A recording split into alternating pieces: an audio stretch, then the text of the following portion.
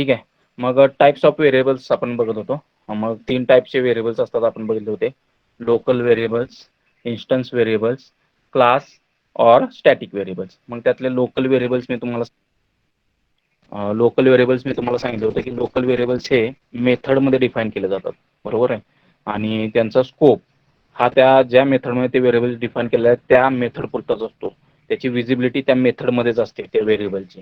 बरोबर. आणि life time जोपर्यंत ती मेथड एक्झिक्युशनमध्ये आहे तोपर्यंत तो व्हेरिएबल तुमचा अ, अ, तोपर्यंत त्या व्हेरिएबलचा स्कोप असेल. बरोबर. मग साहेब हे आपल्याला माहिती आहे की जसं मी आता सांगितलं मेथडमध्ये डिक्लेअर केलेले असतात. मग ते मेन मेथडमध्ये असतील किंवा तुम्ही आणखी क्लासमध्ये वेगवेगळ्या मेथड्स लिहिलेल्या असतील किंवा वेगवेगळे फंक्शन्स लिहिलेले असतील. त्या फंक्शनच्या आतमध्ये जे तुम्ही व्हेरिएबल्स डिक्लेअर करणार आहे त्यांना लोकल व्हेरिएबल्स म्हटले जातात. तसंच फॉर लूपमध्ये किंवा एखाद्या ब्लॉकमध्ये कोड ऑफ ब्लॉक बरोबर त्या ब्लॉकमध्ये तुम्ही जे व्हेरिएबल्स डिक्लेअर करता त्यांचा स्कोप त्या ब्लॉक पुरता असेल. बरोबर. त्यावेळी त्यांना म्हटलं. तसंच फॉर लूप इनिशियलायझेशन पार्टमध्ये ज्यावेळी व्हेरिएबल डिक्लेअर करता इंटिजर आय त्या केसमध्ये तो जो व्हेरिएबल तुम्ही डिक्लेअर केलेला आहे इनिशियलायझेशन पार्टमध्ये अगेन त्याचा स्कोप त्या फॉर लूप पुरताच मर्यादित असेल. बरोबर. तसंच इन्स्टन्स व्हेरिएबल्स कोणते व्हेरिएबल असतात मी तुम्हाला सांगितलं होतं. तर इन्स्टन्स व्हेरिएबल्स हे मेथडच्या बाहेर डिक्लेअर केलेले व्हेरिएबल्स आणि क्लास व्हेरिएबल्स बरोबर त्यांना म्हटलं जातं instance variable.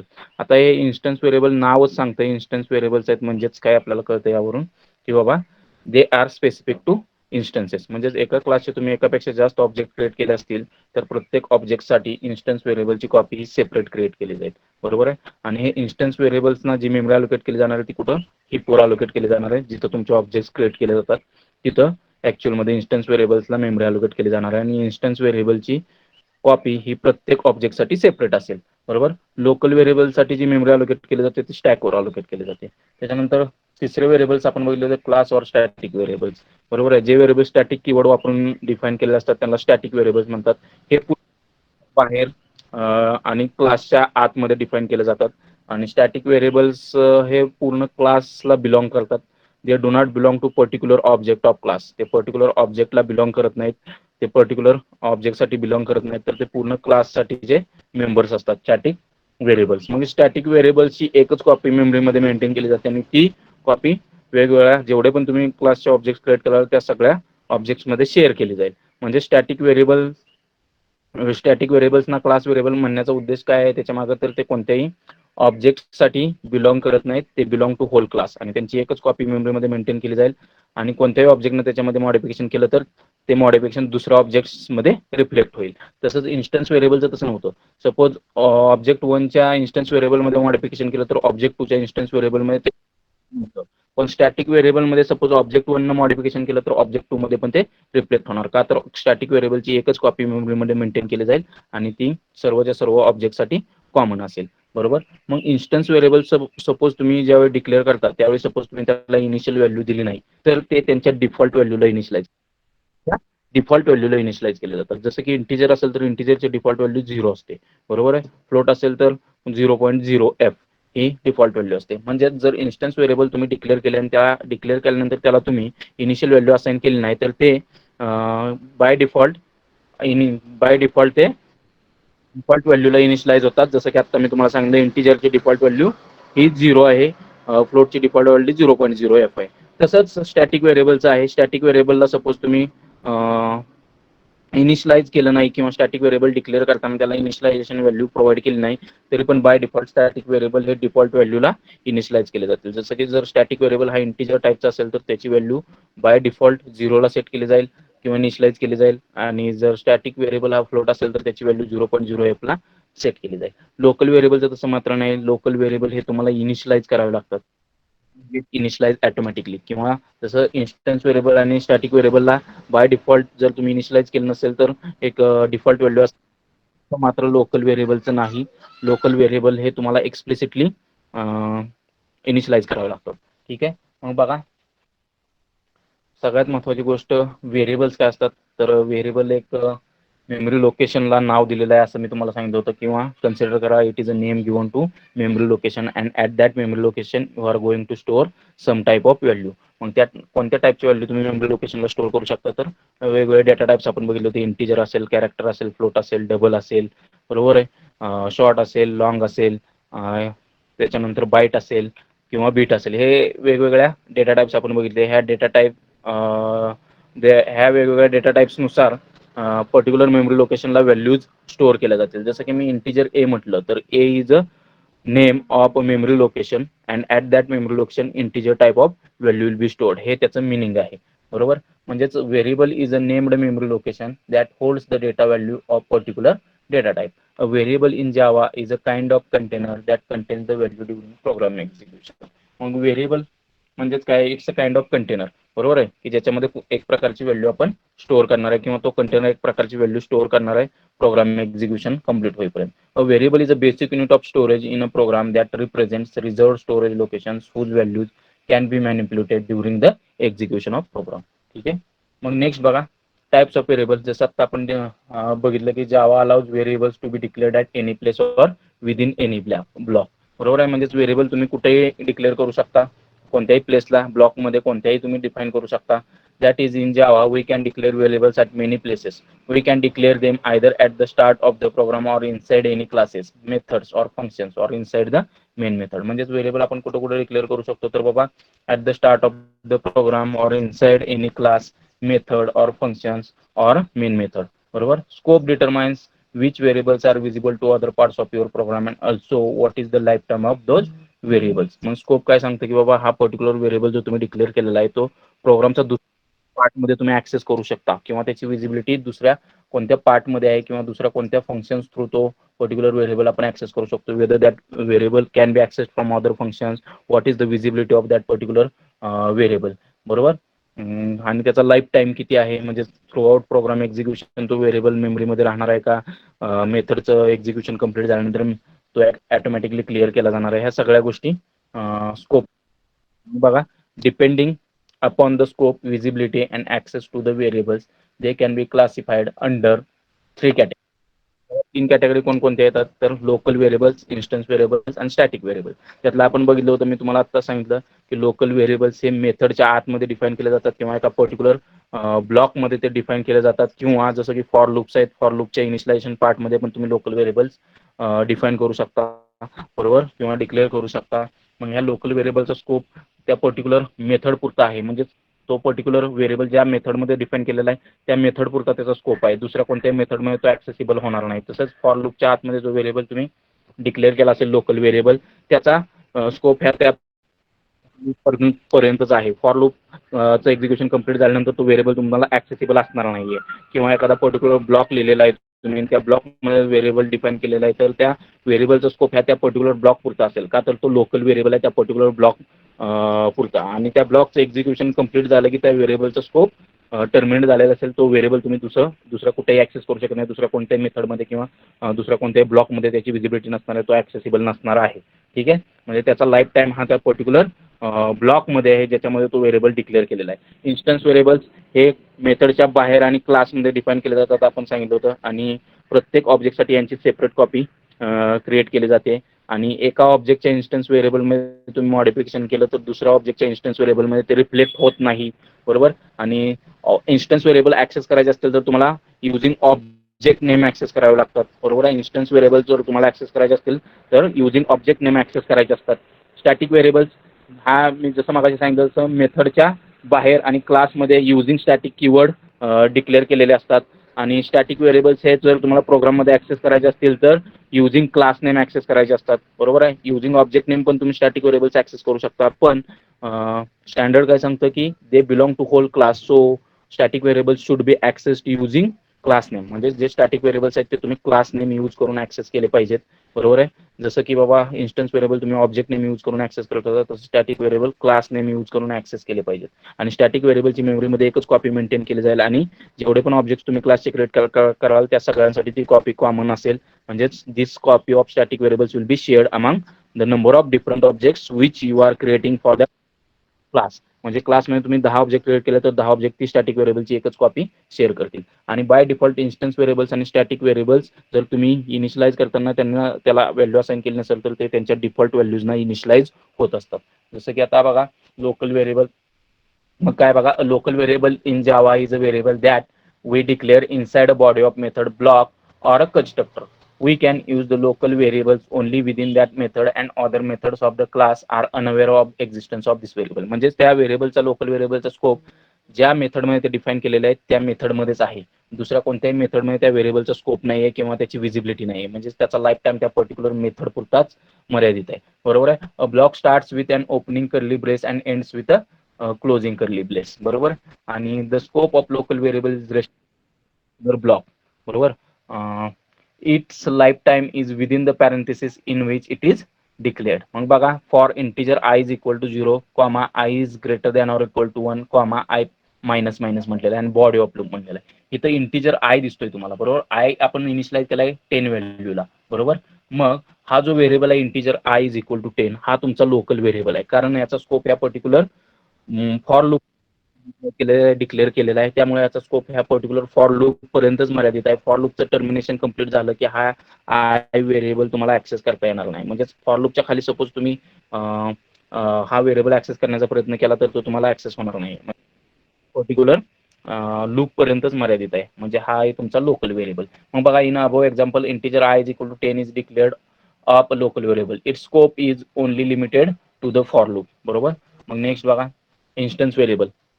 A variable that is declared inside the class but outside any method, constructor or a block body is called an instance variable. बरोबर. म्हणजेच काय, variable that is declared inside the class. क्लासच्या आतमध्ये declare केलेला outside of methods, constructors or block body is called as instance variables. मग बघा, an instance variable is non static variable that is we can not declare it as a static. बरोबर. Static declare केलं तर तो static बनेल variable. म्हणून static keyword असला नाही पाहिजे. बरोबर. त्याच्यासमोर it is called an instance variable because its value is instance specific related to objects and it is not shared with other instances or objects as each object of the class has its own set of values for this non-static variable.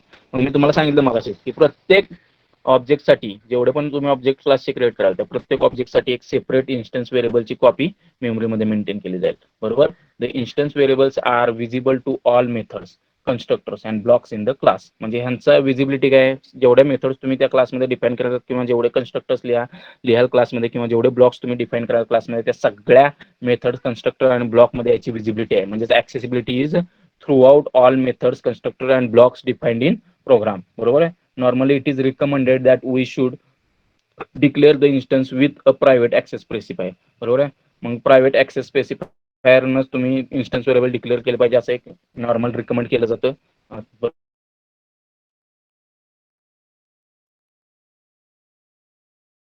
as we can also declare them outside method, block or constructor. मग बघा, example दिले class area of shapes. याच्यामध्ये बघा double rectangle area, double square area, double circle area, हे जे 3 variable define केलेले दिसत आहेत हे तुमचे व्हेरिएबल्स आहेत. ते कोणते आहेत, इन्स्टन्स व्हेरिएबल्स आहेत. बरोबर. त्याच्यानंतर नेक्स्ट बघा, static variable. A variable that is declared inside class. बरोबर. But not inside method, constructor or block with the static keyword is called as static or class variable. जसं मी तुम्हाला मग सांगितलं की बाबा, क्लासच्या मध्ये डिफाईन करायचं आपल्याला स्टॅटिक व्हेरिएबल, पण मेथडच्या बाहेर, कन्स्ट्रक्टरच्या बाहेर किंवा ब्लॉकच्या बाहेर, पण त्यांच्या पुढे स्टॅटिक हा कीवर्ड असला पाहिजे. बरोबर. मग static variables are also called as a class variables because they are associated with the class and are common for all instances of the class. म्हणजेच काय, त्यांची एकच कॉपी मेमरीमध्ये मेंटेन केली जाईल, ती सगळ्या ऑब्जेक्ट्समध्ये शेअर केली जाईल. आणि यांना क्लास व्हेरिएबल का म्हटलं जातं, तर ते belong to whole class rather than specific object or instance of a class. मग बघा, static variables are created at the start of program execution and get destroyed automatically after the execution of program. म्हणजे यांचा scope काय आणि life time काय, तर throughout program execution यांचा life time आहे. बरोबर आहे. म्हणजे प्रोग्राम तुम्ही स्टार्ट एक्झिक्युशन केला, तिथून हे स्टॅटिक व्हेरिएबल्स शेवटपर्यंत, जेपर्यंत तुमचा प्रोग्राम टर्मिनेट होत नाही किंवा एक्झिक्युशन कंप्लीट होत नाही तोपर्यंत स्टॅटिक व्हेरिएबल्स तुमचा लाईफ टाइम असतो त्याचा, म्हणजे ऍक्सेसिबल आहेत. The initialization of static variables is not mandatory. If we do not initialize it with a value, it gets a default value similar to instance variable. जे मी तुम्हाला सांगितलं, म्हणजे static व्हेरिएबलला सपोज तुम्ही इनिशियलाइज करताना काहीच व्हॅल्यू दिलेली नाही, तर त्यावेळी ते ऑटोमॅटिकली डिफॉल्ट व्हॅल्यूजला इनिशियलाइज होतात, जसं की तुमचे इन्स्टन्स व्हेरिएबल्स. फक्त लोकल व्हेरिएबल्स मात्र डिफॉल्ट व्हॅल्यूला इनिशियलाइज होत नाहीत, त्यांना तुम्हाला व्हॅल्यू असाइन करावीच लागते. ठीक आहे. मग बघा, सिंटॅक्स ऑफ स्टॅटिक व्हेरिएबल काय बघा, क्लास नेम, स्टॅटिक, बरोबर, डेटा टाईप व्हेरिएबल नंबर. म्हणजे स्टॅटिक इंटिजर ए असं मी डिफाईन करू शकतो, स्टॅटिक इंटिजर ए. बरोबर. आणि हे स्टॅटिक व्हेरिएबल कसे ऍक्सेस करायचे, using class name dot static variable name, class name dot static variable name. आणि इन्स्टन्स व्हेरिएबल्स किंवा त्याला आपण इन्स्टन्स व्हेरिएबल म्हणतो, ते कसं ऍक्सेस करायचे, तर object name dot instance variable name, object name dot instance variable name. तर हे क्लिअर आहे का, मला सांगा एकदा चॅट बॉक्समध्ये सांगा मला. ओके. मग बघा, इथं तुमच्यासाठी एक चार्ट आहे बघा. व्हेरिएबल स्कोप आणि लाईफ टाइम दिलेलं आहे. Static variables applies to class as a whole and are declared within the class but outside a method. Life time काय बघा, exist for as long as class it belongs to is loaded in the JVM. See the static members. ठीक आहे. Lesson for the more information. ठीक आहे. Instance बघा, instance variables apply to instance of the class and are declared within the class but outside method. Exist for as long as the instance of class it belongs to. बरोबर आहे. म्हणजे जोपर्यंत instance क्लासचा तुमचा एक्झिस्टन्समध्ये आहे तोपर्यंत instance व्हेरिएबलचा scope असेल किंवा लाईफ टाइम असेल. लोकल बघा, local variables apply to the method they appear in. बरोबर. आणि exist until the method it is declared in finishes executing. म्हणजे जोपर्यंत ती मेथड तुमची एक्झिक्यूट होत आहे तोपर्यंत त्याचा लाईफ टाइम असेल लोकल व्हेरिएबलचा. मेथडचं एक्झिस्टन्स म्हणजे मेथड एक्झिक्युशन कंप्लीट झालं की त्याचा एक्झिस्टन्स नसणार आहे, म्हणजे त्याची लाईफ टाइम कंप्लीट झालेली असणार आहे. ठीक आहे. तो ऍक्सेसिबल नसणार आहे. ओके. मग बघा, types of variables are local, global variable, static variable किंवा ऑल ऑफ द अबव. ठीक आहे. हे फाइंड आउट करा तुम्ही. दुसरा आहे बघा, variable which is declared inside a class outside all the blocks and is declared as static is non as. आता हे माहिती आहे तुम्हाला. ठीक आहे. मी काही आन्सर सांगत नाही, तुम्ही फाइंड आउट करा. क्लिअर आहे का सांगा. प्रोग्राम दाखवायचा गरज आहे का याची, प्रोग्राम दाखवण्याची गरज आहे. ओके. बरं ठीक आहे. प्रोग्राम बघूयात एक. मग मला सिंपल प्रोग्राम दाखवतो मी.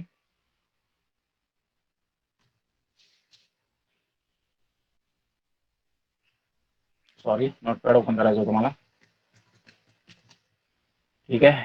मग बघा, 3 प्रकारचे व्हेरिएबल्स आपल्याला बघायचे.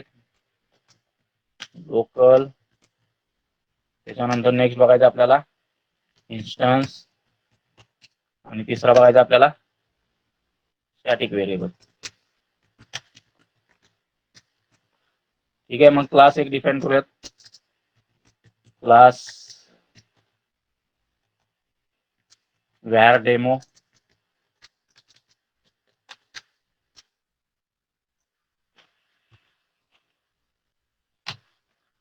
मग बघा, इथं बघा, आता मी एक व्हेरिएबल डिक्लेअर करतो इंटिजर ए. बरोबर. त्याच्यानंतर दुसरा एक व्हेरिएबल मी डिक्लेअर करतो इंटिजर बी. बरोबर. त्याच्यानंतर आणखी एक व्हेरिएबल डिफाइन करतो, पण तो स्टॅटिक बनवतो. Static integer C. बरोबर. हे 3 व्हेरिएबल मी डिफाइन केलेले आहेत. त्यातले इंटिजर ए आणि बी काय आहे, तर इन्स्टन्स व्हेरिएबल्स. बरोबर. बी कोणता व्हेरिएबल आहे तुमचा, same instance variable,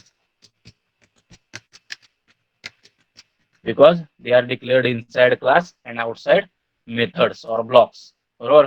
static variable, बरोबर, यालाच क्लास व्हेरिएबल म्हणतो आपण, class or static variable.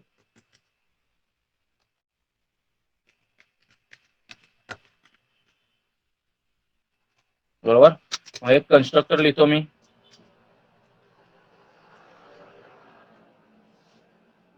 Sorry, var demo. एक इनिशियल व्हॅल्यूज असाइन करूयात ए आणि बी ला.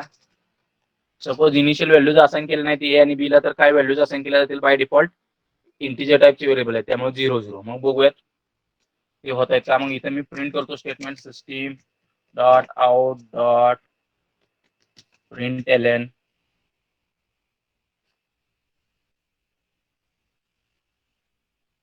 default,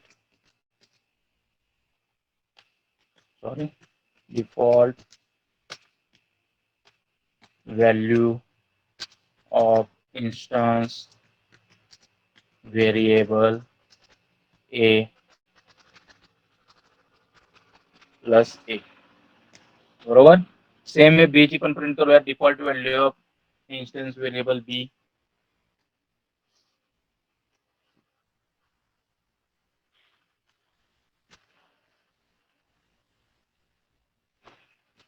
बरोबर. आणि सेम आपण प्रिंट करूयात सी साठी व्हॅल्यू. default value of static variable C is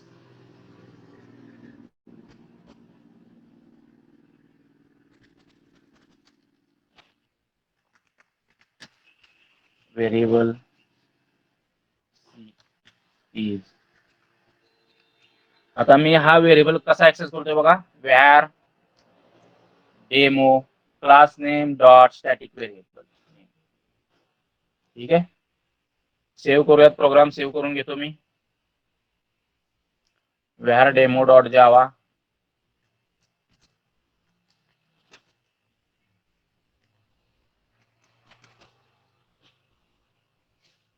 बरोबर. मेन मेथड लिहूयात.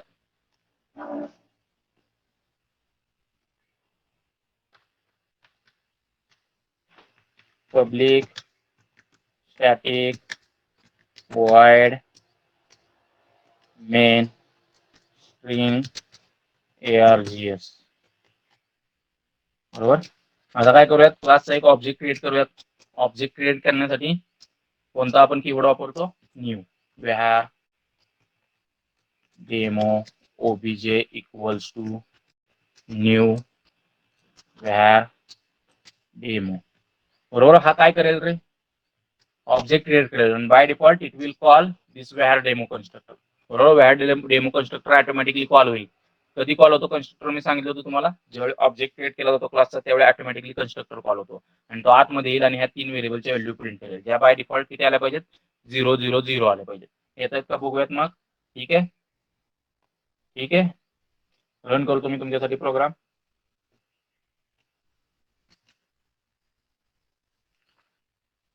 Late us go to E drive, go to online Java folders. Okay, compile करूयात. Javac var demo dot जावा.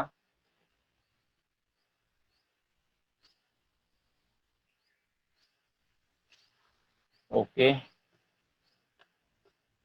काय म्हणतोय, अच्छा okay. Public static void main, एकच मिनिट. var demo dot Java error reached end of file while parsing. Okay, बघूयात काय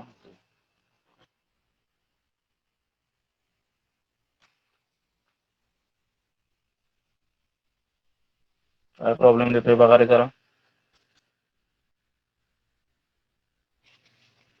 class var demo, ठीक आहे.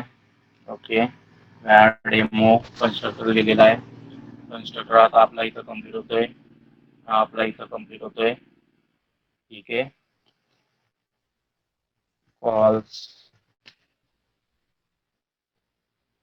काय झालं बघा, calls constructor.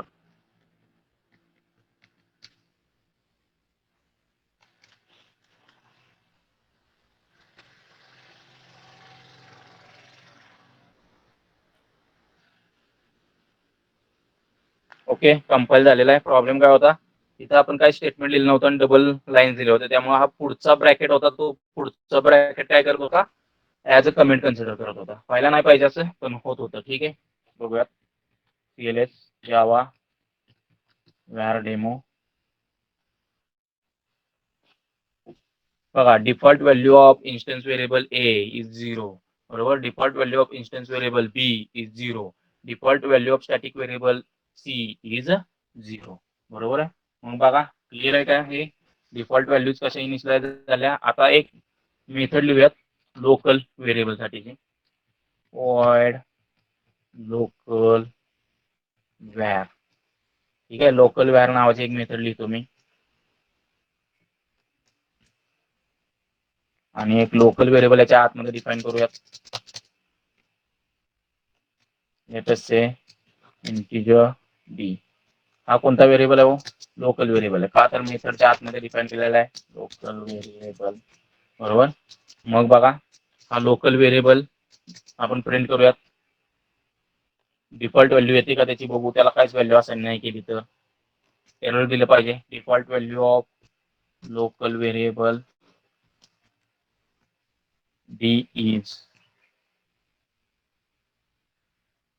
Sorry, D is, D print करायचं आहे आपल्याला. ठीक आहे.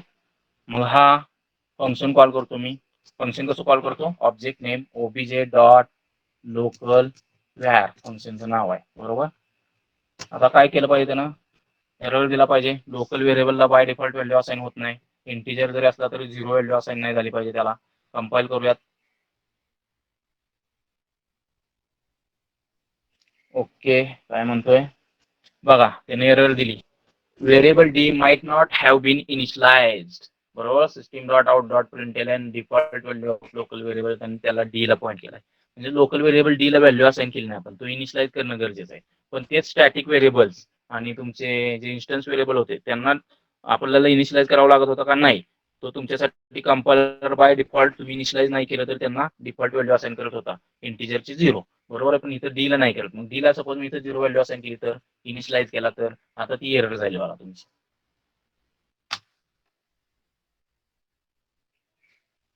ओके, जावा व्हॅर डेमो. बघा आता default value of local variable D is 0. पण आता बघा, हा इन्स्टन्स व्हेरिएबल्स आहेत हे ए बी, बरोबर. हे तुम्ही मेन मेथड मध्ये पण ऍक्सेस करू शकता. मेन मेथड मध्ये पण ऍक्सेस करू शकता. काय ऍक्सेस करू शकता मेन मेथड मध्ये?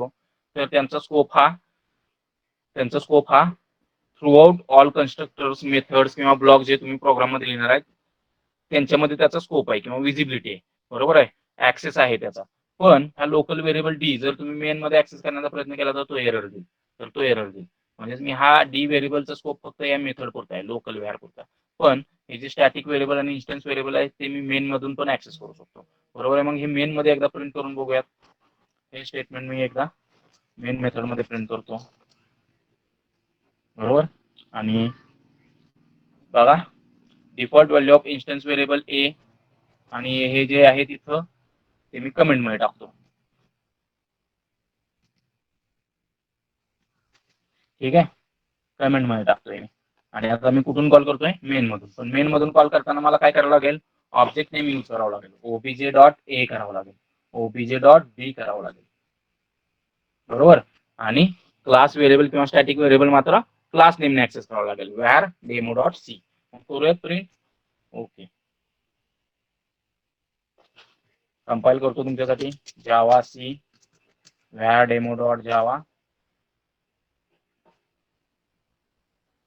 क्लिअर करतो screen. Java var demo, enter मारतो. बघा, default value of local variable d 0 आहे. त्याच्यानंतर default value of instance variable 0 आहे. Default value of instance variable b 0 आहे. आणि default value of static variable 0 आहे, बरोबर. म्हणजेच हे जे स्टॅटिक व्हेरिएबल्स आहेत किंवा इन्स्टन्स व्हेरिएबल आहेत ते थ्रू आउट तुम्ही जेवढ्या पण मेथड्स लिहिणार आहे प्रोग्राम मध्ये किंवा कन्स्ट्रक्टर्स लिहिणार आहेत किंवा कोड ऑफ ब्लॉक लिहिणार आहे त्यांच्यामध्ये त्यांचा विजिबिलिटी असेल, स्कोप आहे, बरोबर आहे. म्हणजे तिथून ते तुम्ही ऍक्सेस करू शकता वेगवेगळ्या मेथड्स मधून, वेगवेगळ्या कन्स्ट्रक्टर्स मधून किंवा वेगवेगळ्या फंक्शन्स मधून किंवा वेगवेगळ्या कोड ऑफ ब्लॉक जे तुम्ही लिहिणार आहे त्याच्यामध्ये त्याची विजिबिलिटी असेल. पण हा लोकल व्हेरिएबल मात्र तुम्ही मेन मधून ऍक्सेस करू शकत नाही. मी सपोज लोकल व्हेरिएबल इथे प्रिंट करण्याचा प्रयत्न केला, suppose default value of local variable is D main मध्ये, तर तो अनडिफाईन्ड व्हेरिएबल डी म्हणेल असं काहीतरी दिली एरर, कारण हा डी व्हेरिएबल त्याला सापडणार नाही, कारण त्याचा स्कोप त्या पर्टिक्युलर मेथड पुरताच आहे, बरोबर. हा कंपाईल करून मी तुम्हाला दाखवतो.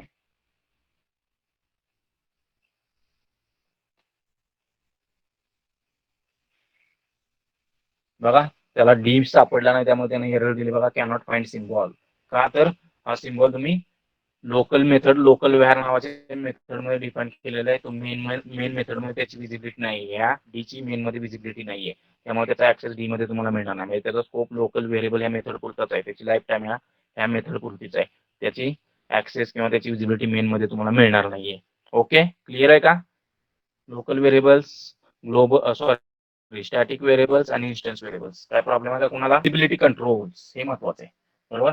मग जावा मध्ये जे ऍक्सेस स्पेसिफायर्स किंवा त्यांनाच विजिबिलिटी कंट्रोल्स म्हटलं जातं. बघा, पब्लिक, प्रायव्हेट, प्रोटेक्टेड, फ्रेंडली आणि प्रायव्हेट प्रोटेक्टेड असे 5 विजिबिलिटी कंट्रोल्स आहेत, जे तुम्ही जे व्हेरिएबल्स डिफाईन करता, इन्स्टन्स व्हेरिएबल्स असतील किंवा स्टॅटिक व्हेरिएबल्स असतील किंवा जे मेथड्स तुम्ही डिफाईन करताय, बरोबर, त्या सगळ्याला तुम्ही अप्लाय करू शकता हे विजिबिलिटी कंट्रोल्स. म्हणजेच इन्स्टन्स व्हेरिएबल्स असतील किंवा स्टॅटिक व्हेरिएबल्स असतील आणि तुमचे मेथड्स असतील, ह्या सगळ्याला तुम्ही विजिबिलिटी कंट्रोल्स अप्लाय करू शकता.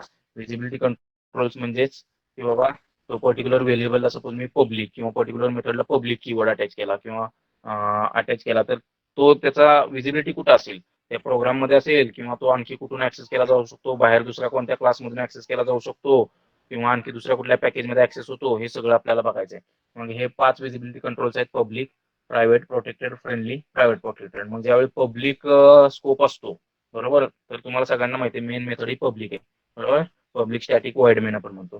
का मेन मेथड पब्लिक आहे, तर ती आउटसाइड मधून कॉल केली जाणार आहे आणि without creating object of class ती कॉल केली जाणार आहे. त्यासाठी ती स्टॅटिक आहे. आणि पब्लिक काय, तर ते आउटसाइडहून कॉल केली जाणार आहे, जेव्हीएम कॉल करणार आहे, त्यासाठी ती मेन मेथड पब्लिक आहे. म्हणजेच anything that is public can be access from anywhere. Simple language म्हणलं तर पब्लिक जे काय असेल ते कुठूनही ऍक्सेस करू शकता, बरोबर. प्रायव्हेटचं तसं नाही. मात्र एखादी मेथड किंवा एखादा व्हेरिएबल तुम्ही प्रायव्हेट डिक्लेअर केला तर त्याचं मिनिंग काय, त्याचा स्कोप ह्या पर्टिक्युलर त्या क्लास पुरताच मर्यादित आहे, त्याची विजिबिलिटी त्या क्लासमध्येच आहे. दुसऱ्या कोणत्याही क्लासमधून ती प्रायव्हेट व्हेरिएबल असेल किंवा प्रायव्हेट मेथड असेल ते तुम्ही ऍक्सेस करू शकत नाही. पब्लिकचं मात्र तसं नाही, दुसऱ्या क्लासमधून पण तुम्ही पब्लिक ऍक्सेस करू शकता. दुसऱ्या कोणत्याही पॅकेजमध्ये क्लास असेल तिथेही तुम्ही ते पब्लिक मेथड ऍक्सेस करू शकता. प्रायव्हेटचं तसं नाही. मात्र प्रायव्हेट हे ज्या क्लासमध्ये तुम्ही डिफाईन केलेलं आहे मेथड किंवा व्हेरिएबल, त्याच क्लासमध्ये फक्त ऍक्सेस केलं जाईल प्रायव्हेट. प्रोटेक्टेड प्रोटेक्टेड मात्र तुमचं प्रोटेक्टेडचा स्कोप मात्र तुमचा ज्या पॅकेजमध्ये तो क्लास डिफाईन केलेला आहे, बरोबर, त्या पॅकेजमध्ये तर ऍक्सेसिबल आहेच. बघा मी काय म्हणतोय, ज्या पॅकेजमध्ये तुम्ही क्लास डिफाईन केलेला त्या पॅकेजमध्ये तर त्याचा ऍक्सेस आहेच, प्लस जे सब क्लासेस आहेत दुसऱ्या पॅकेजमध्ये तिथं पण तुम्ही ते व्हेरिएबल्स ऍक्सेस करू शकता जे प्रोटेक्टेड आहेत किंवा जे मेथड्स तुम्ही प्रोटेक्टेड केलेले आहेत. ते तुम्ही ज्या पॅकेजमध्ये डिफाईन केलेले आहेत क्लासेस, ज्या पॅकेजमध्ये तुमचा क्लास आहे त्या पॅकेज मधले दुसरे क्लासेस तर तुमचे ते प्रोटेक्टेड मेंबर्स ऍक्सेस करू शकतात. Plus sub classes in other packages, बरोबर. सब क्लासेस म्हणजेच जो तुमचा क्लास आहे त्या क्लासपासून जे नवीन क्लासेस डिराईव्ह केलेले आहेत पण ते दुसऱ्या क्लासमध्ये आहेत, बरोबर आहे, दुसऱ्या क्लासमध्ये दुसऱ्या पॅकेजमध्ये आहेत, त्या क्लासेसमध्ये पण तुमचा ऍक्सेस असेल प्रोटेक्टेड मेंबरचा. त्याच्यानंतर फ्रेंडली, ज्यावेळी तुम्ही कोणताच ऍक्सेस स्पेसिफायर देत नाही, जसं की आता आपण कोड लिहिले आतापर्यंत, तिथं मी कुठल्याही व्हेरिएबलला पब्लिक म्हटलं नव्हतं, कुठल्याही मेथडला पब्लिक म्हटलं नव्हतं, कुठल्याही व्हेरिएबलला प्रायव्हेट म्हटलं नव्हतं, मेथडला प्रायव्हेट म्हटलं नव्हतं, प्रोटेक्टेड म्हटलं नव्हतं कुठल्याही मेथडला, बरोबर आहे. आणि व्हेरिएबलला पण प्रोटेक्टेड म्हटलं नव्हतं. त्यावेळी जो बाय डिफॉल्ट जो विजिबिलिटी कंट्रोल असतो तो तुमचा फ्रेंडली असतो. बाय डिफॉल्ट जो विजिबिलिटी कंट्रोल असतो तुमचा तो फ्रेंडली असतो. तो फ्रेंडली त्याला अगोदर डिफॉल्ट विजिबिलिटी कंट्रोल म्हटलं जायचं, ठीक आहे. डिफॉल्ट विजिबिलिटी कंट्रोल म्हटलं जायचं.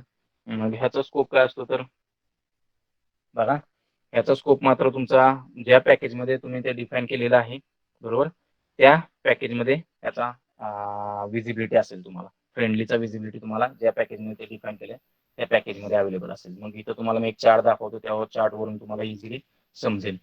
जसं की बाबा आता बघा इथे चार्ट दिसतोय. फ्रेंडली ज्या पॅकेज फ्रेंडली जे मेंबर्स तुम्ही डिफाईन केले आहेत ते सेम क्लासमध्ये तर ऍक्सेसिबल असतीलच. सब क्लासेस पण जे पॅकेजमध्ये आहेत त्यांना पण ऍक्सेसिबल असतील आणि अदर क्लासेस आहेत पॅकेजमध्ये त्यांना पण ऍक्सेसिबल असतील. म्हणजे त्या पॅकेजमध्ये तर ते ऍक्सेसिबल आहेच, प्लस दुसऱ्या पॅकेजमध्ये मात्र त्यांचा विजिबिलिटी नाहीये. म्हणजे दुसऱ्या पॅकेजमध्ये सब क्लासेस असतील किंवा अदर क्लासेस असतील ते मात्र त्याला ऍक्सेस करू शकणार नाही, बरोबर, फ्रेंडलीला. आणि त्याच्यानंतर लास्ट येतं प्रायव्हेट प्रोटेक्टेड. आणि प्रायव्हेट प्रोटेक्टेडचा स्कोप काय बघा, सेम क्लासमध्ये तर ऍक्सेसिबल आहेच, बरोबर. सब क्लासेस इन सेम पॅकेज तिथं पण ते प्रायव्हेट प्रोटेक्टेड ऍक्सेसिबल आहेत. पण अदर क्लासेस जे सब क्लासेस नाहीत पॅकेजमध्ये त्यांना त्याचा ऍक्सेस नाही. मात्र सब क्लासेस इन अदर क्लासेस तिथे ऍक्सेस आहे आणि non sub classes in other classes तिथे ऍक्सेस नाही. हे थोडंसं समजायला अवघड आहे. हा चार्ट एकदा पुन्हा एकदा बघा, व्यवस्थित डोळ्याकडून घालून घ्या.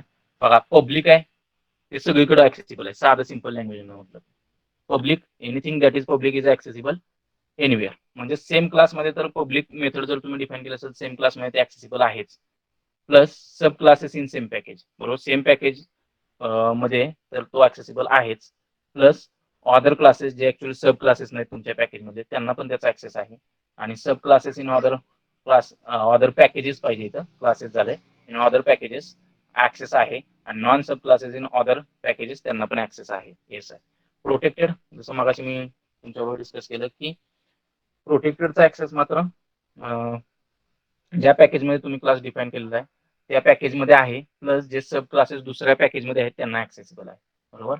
त्याच्यानंतर प्रायव्हेट मी तुम्हाला सांगितलं होतं प्रायव्हेट की बाबा ह्याचा ऍक्सेस फक्त त्या क्लास पुरताच मर्यादित आहे, बाकी ते कुठंच ऍक्सेसिबल होणार नाही. त्याच्यानंतर फ्रेंडली ऍक्सेस मी तुम्हाला सांगितलं, मात्र तुम्हाला ज्या पॅकेजमध्ये तुम्ही ते मेंबर्स डिफाईन केले त्या पॅकेज मधलेच क्लासेस फ्रेंडली ऍक्सेस असेल, हे लक्षात ठेवा. बरोबर. आणि प्रायव्हेट प्रोटेक्टरचा ऍक्सेस मात्र तुम्हाला जे सब क्लासेस पॅकेज मध्ये आहेत त्यांना ऍक्सेसिबल असेल, आणि अदर क्लासेस जे सब क्लासेस नाही पॅकेज मध्ये त्यांना ऍक्सेस नसणार आहे, आणि दुसऱ्या पॅकेज मध्ये सब क्लासेस आहेत त्यांना पण ऍक्सेस असणार. तर हा चार्ट एकदा डोळ्याखालून व्यवस्थित घालून घ्या. पब्लिक ऍक्सेसिबल एनिवेअर, बरोबर. Private accessible inside class only. Protected accessible inside package as well as sub classes in other package. Friendly only accessible inside package. Okay. आणि private protected accessible inside class as well as subclasses in same package as well as subclasses in other package. Clear आहे का? मग बघा, Java provides a number of access modifiers to set access levels, classes, variables, methods and constructors. बरोबर आहे. म्हणजे वेगवेगळ्या प्रकारचे access modifiers आपल्याला ऍक्सेस लेवल्स क्लासेस असतील किंवा व्हेरिएबल्स असतील, मेथड्स असतील किंवा कन्स्ट्रक्टर्स असतील, त्यांच्यासाठी आपल्याला ऍक्सेस लेवल सेट करण्यासाठी वेगवेगळे मॉडिफायर्स प्रोव्हाइड करतो जावा. मग ते मॉडिफायर्स कोणकोणते आहेत बघा, किंवा ऍक्सेस स्पेसिफायर्स कोणकोणते आहेत, तर public, private protected, friendly, private protected. मग बघा त्यातला पहिला बघूयात public. Public modifier achieve the highest level of accessibility. म्हणजे काय सिक्युरिटी नाही, कुणी ऍक्सेस करू शकतो. Public highest level of accessibility, बरोबर, विथ लेस सिक्युरिटी असं म्हणू शकतो आपण. A class, method, constructor, interface etcetera declared public can be access from any other class. बरोबर. Therefore, fields, methods, block declared inside public class can be accessed from any class belonging to the Java universe. म्हणजे ज्या काही methods असतील, fields असतील किंवा block जे तुम्ही public म्हणून क्लासने डिफाईन करणार आहे ते दुसऱ्या कोणत्याही क्लासमधून ऍक्सेस केले जाऊ शकतात. बरोबर. नेक्स्ट आहे the most non public method in Java is the main function. तुम्हाला सगळ्यांना माहिती आहे मेन मेथड ही पब्लिक आहे. त्याच्यानंतर any variable or method declared inside class is visible to entire class. बरोबर. जे पण व्हेरिएबल असेल किंवा मेथड क्लासने डिफाईन करतायत ते त्या क्लासमध्ये तर ऍक्सेसिबल असतील, आणि बाकीचे जे क्लासेस आहेत मग ते वेगवेगळ्या पॅकेजमध्ये कोणतेही असू द्यात किंवा असं सेम पॅकेजमध्ये असू द्यात, तिथं पण त्यांचा ऍक्सेसिबिलिटी असेल. To make variable and method is visible to all classes outside this class by declaring the variables or method as a public. मग बघा एक एक्झाम्पल दिलेलं आहे तुम्हाला. Public integer data equal to 40. हा एकच इन्स्टन्स व्हेरिएबल आपण डिफाईन केलेला आणि त्याची ऍक्सेसिबिलिटी आपण सेट केलेली आहे पब्लिकला, आणि तो क्लास ए मध्ये डिफाईन केलेला आहे. बरोबर. Public instance variable and accessible in other classes. Public असल्यामुळे मात्र हा आता बघा दुसऱ्या क्लासमध्ये इझिली ऍक्सेसिबल होतोय. पब्लिक क्लास टेस्ट नावाचा एक क्लास लिहिलेला आहे मी, तो मेन मेथड लिहिलं आहे public static void main string args. मग मी काय करतो बघा, क्लास एचा ऑब्जेक्ट क्रिएट करतोय, a OBJ equals to new a create केलेलं आहे, आणि हा व्हेरिएबल ऍक्सेस करतो युजिंग दिस ऑब्जेक्ट. मग बघा system dot out dot println data is OBJ dot data. किती व्हॅल्यू प्रिंट होईल? 40. का तर डेटा व्हेरिएबलला 40 व्हॅल्यू असाइन केलेली आहे, आणि हा पब्लिक असल्यामुळे आपण हा दुसऱ्या क्लासमध्ये युजिंग ऑब्जेक्ट नेम काय करू शकतो? ऍक्सेस करू शकतो. मग बघा व्हॅल्यू 40 तुम्हाला प्रिंट झालेली बघायला मिळते. ठीक आहे. मग प्रायव्हेट बघा, private field enjoys the highest degree of protection. म्हणजे सगळ्यात जास्त जर प्रोटेक्शन पाहिजे असेल, तुम्हाला जास्त सिक्युरिटी पाहिजे असेल, तुमचा डेटा जर जास्त सिक्युअर पाहिजे असेल, तर मात्र तुम्ही प्रायव्हेट कीवर्ड अटॅच केला पाहिजे तुमच्या डेटा मेंबर्सना किंवा इन्स्टन्स व्हेरिएबल्स. बघा methods, variables and constructor that are declared private can only be accessed within the declared class itself. म्हणजे तुम्ही व्हेरिएबल किंवा मेथड किंवा कन्स्ट्रक्टर प्रायव्हेट म्हणून डिक्लेअर केला तर त्याचा स्कोप त्या क्लास पुरता आहे, तो फक्त त्या क्लासमधूनच ऍक्सेस केला जाईल.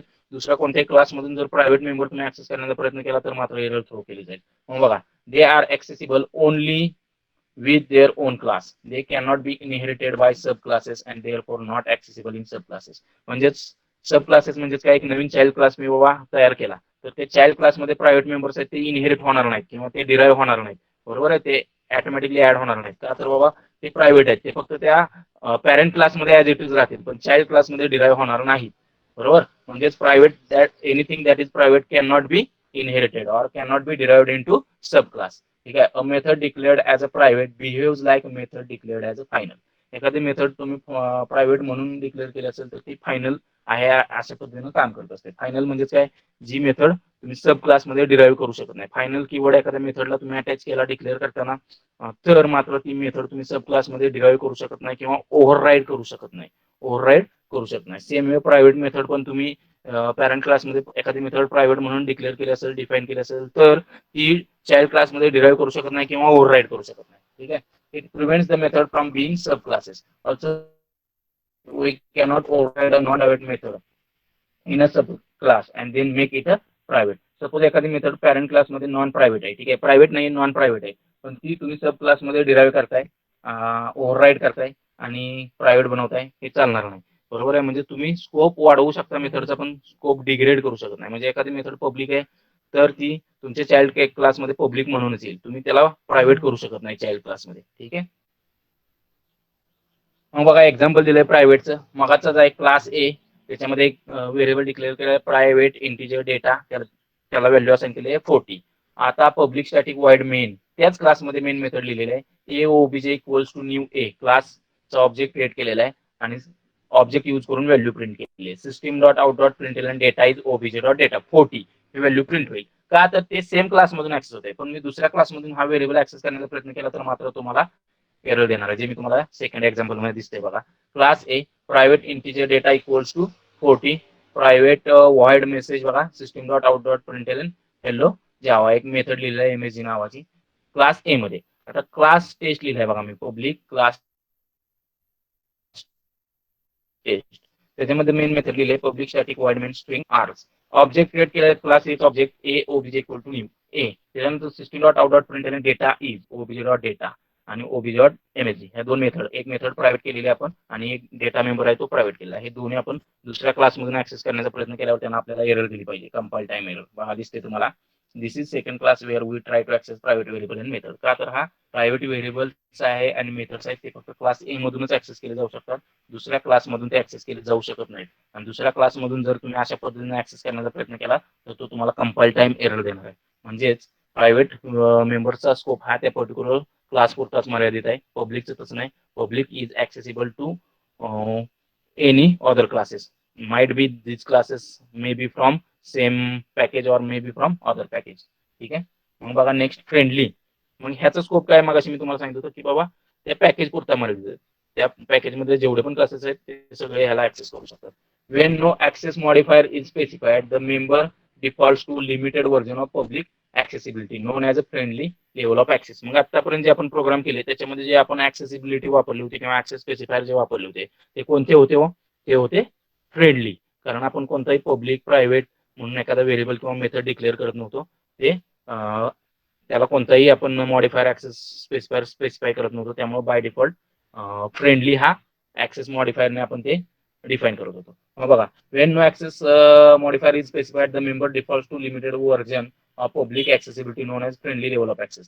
The difference between public access and friendly access is that public modifier makes field visible in all classes regardless of their packages, while the friendly access makes fields visible only in the same package but not in other package. बरोबर आहे. म्हणजे जे पण तुम्ही friendly म्हणून define कराल ते फक्त आणि फक्त त्या क्लास मध्ये तर ऍक्सेसिबल होईलच, प्लस तो क्लास ज्या पॅकेज मध्ये बिलॉंग करतो किंवा तो क्लास ज्या पॅकेजचा पार्ट आहे त्या पॅकेज मध्ये जे काही दुसरे क्लासेस आहेत ते पण त्याला ऍक्सेस करू शकतात. बरोबर आहे. मग पॅकेज काय असतं मी तुम्हाला सांगितलं होतं, package is a collection of classes and interfaces. Simple language मध्ये म्हणायचं झालं तर it is a collection of classes and interface आणि त्याला पॅकेज म्हटलं जातं. हे जे पॅकेजेस आहेत ते वेगवेगळे पॅकेजेस, जसं की जे आवड लँग्वेज पॅकेज आहेत त्या पॅकेजमध्ये तुम्हाला लँग्वेज रिलेटेड जे क्लासेस असतील ते सगळे बघायला मिळतील. मग त्या पॅकेजमध्ये बरेचसे क्लासेस आहेत. इंटिजर हा रॅपर क्लास आहे, सिस्टीम हा क्लास आहे, त्याच्यानंतर त्या पॅकेजमध्ये तुम्हाला बाईट, फ्लोट असे बरेचसे रॅपर क्लासेस अवेलेबल आहेत. स्ट्रिंग हा क्लास अवेलेबल आहे, असे वेगवेगळे क्लासेस तुम्हाला अवेलेबल आहेत. म्हणजेच सपोज स्ट्रिंग क्लासमध्ये एखादा मेंबर असेल आणि तो फ्रेंडली असेल तर हा तो फ्रेंडली मेंबर डिफाईन जो केलेला स्ट्रिंग क्लासमध्ये तो स्ट्रिंग क्लासमध्ये तर ऍक्सेसिबल असेलच, प्लस जे बाईट किंवा इंटिजर किंवा जो सिस्टीम क्लास त्या जावा डॉट लँग पॅकेजचा पार्ट आहे ना त्या क्लासेसमध्ये पण तो ऍक्सेसिबल असेल, त्या क्लासेसमध्ये पण तो ऍक्सेसिबल असेल. हे त्याचं सिंपल मिनिंग आहे. ठीक आहे. मग बघा बघा क्लास बेस क्लास म्हटलेला आहे void display no access modifier indicates default modifier. आपण इथं पब्लिक वॉइड डिस्प्ले म्हटलंय का किंवा प्रायव्हेट वॉइड डिस्प्ले म्हटलंय का, नाही, कोणताच ऍक्सेस मॉडिफायर किंवा स्पेसिफायर आपण अटॅच केलेलं नाही मेथडला. म्हणजेच बाय डिफॉल्ट त्याचा ऍक्सेस मॉडिफायर काय आहे तर फ्रेंडली आहे. बरोबर आहे. मग system dot out dot println base class display with default scope. मग मेन क्लास दिलाय क्लास मेन, त्याच्यामध्ये एक मेन मेथड लिहिली public static void main string args. बरोबर आहे. बेस क्लासचा ऑब्जेक्ट बनवला बघा, base class OBJ equal to new base class आणि ओबीजे डॉट डिस्प्ले म्हटलंय, access class method with default scope, आणि त्या मेथड मध्ये जो मेसेज आहे तो प्रिंट केला जाईल.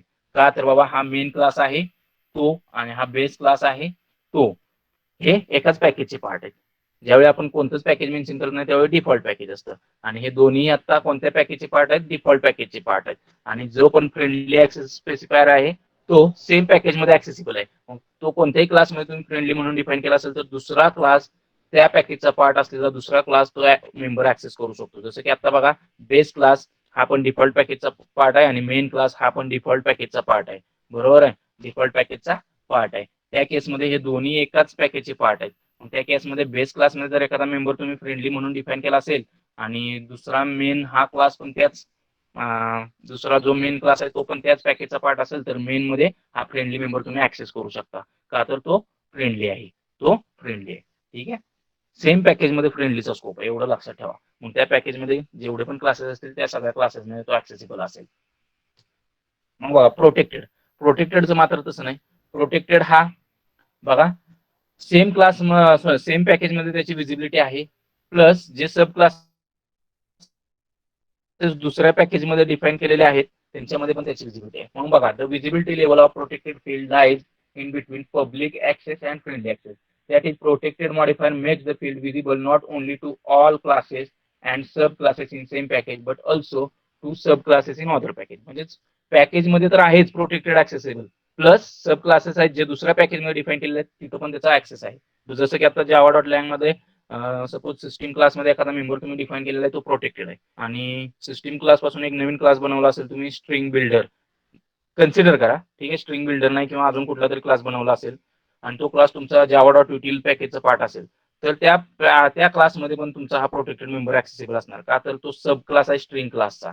जरी string class Java dot lang पॅकेजचा पार्ट असेल आणि तुमचा नवीन क्लास जावा डॉट युटिल पॅकेजचा जरी पार्ट असेल तरी पण तो स्ट्रिंग पासून डिराईव्ह केलेला आहे, म्हणून युटिल पॅकेजचा पार्ट जरी असला तरी त्या क्लासमध्ये स्ट्रिंग क्लासमधले जो प्रोटेक्टेड मेंबर्स असतील ते ऍक्सेसिबल असतील. ठीक आहे, note that non-subclasses in other package cannot access the protected member. पण जे दुसऱ्या पॅकेज मध्ये बाकीचे क्लासेस जे सब क्लासेस नाहीयेत ते मात्र ऍक्सेस करू शकणार नाही प्रोटेक्टेड मेंबर. मग बघा, क्लास हे लिहिलेलं आहे, एक डेटा मेंबर आहे प्रोटेक्टेड इंटिजर डेटा, त्याची व्हॅल्यू 40 ला सेट केलेली आहे. एक टेस्ट नावाचा क्लास लिहिलेला, पब्लिक व्हॉइड टेस्ट नावाचा एक क्लास लिहिलेला आहे बघा, आणि त्याच्यामध्ये मेन मेथड लिहिली, ऑब्जेक्ट क्रिएट केलाय क्लासचा ए ओबीजे इक्वल्स टू न्यू ए, आणि तो ऑब्जेक्ट यूज करून त्याची व्हॅल्यू प्रिंट केली. किती व्हॅल्यू बघायला मिळते मला, 40. ठीक आहे, आणि नेक्स्ट आहे private protected access.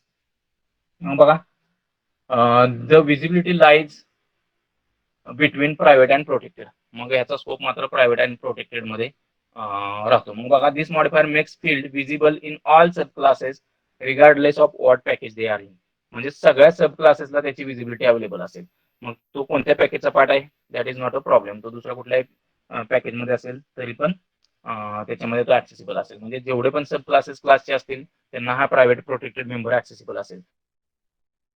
these fields are not accessible by other classes in same package. पण सेम पॅकेज मध्ये जे सब क्लासेस नाहीत त्यांना मात्र हा मेंबर ऍक्सेसिबल नसणार. ठीक आहे, मग बघा, मोर रिस्ट्रिक्टिव्ह ऍक्सेस पाहिजे असेल तर तुम्हाला प्रायव्हेट कडे जावं लागेल. म्हणजे पब्लिक, प्रोटेक्टेड, डिफॉल्ट, प्रायव्हेट, सगळ्यात जास्त मोर रिस्ट्रिक्टिव्ह प्रायव्हेट आहे, लेस रिस्ट्रिक्टिव्ह पब्लिक आहे, बरोबर.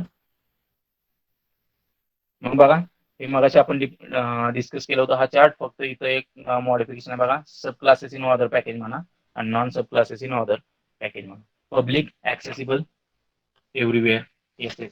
Protected accessible inside same package आणि sub classes in other package. Friendly accessible only inside package, okay, no other packages. ठीक आहे, प्रायव्हेट प्रोटेक्टेड बघा, accessible inside same package but only to sub classes in same package, बरोबर, आणि sub classes in other package. ठीक आहे, आणि private मात्र only inside class, only inside class. Okay, clear आहे का, क्लिअर आहे. मग बघा, dash dash is the default access specifier in Java, हे तुम्हाला माहिती आहे आता, फाइंड आउट करा. How can a protected modifier be accessed, बरोबर. हे पण तुम्ही फाइंड आउट करा. क्लिअर आहे का?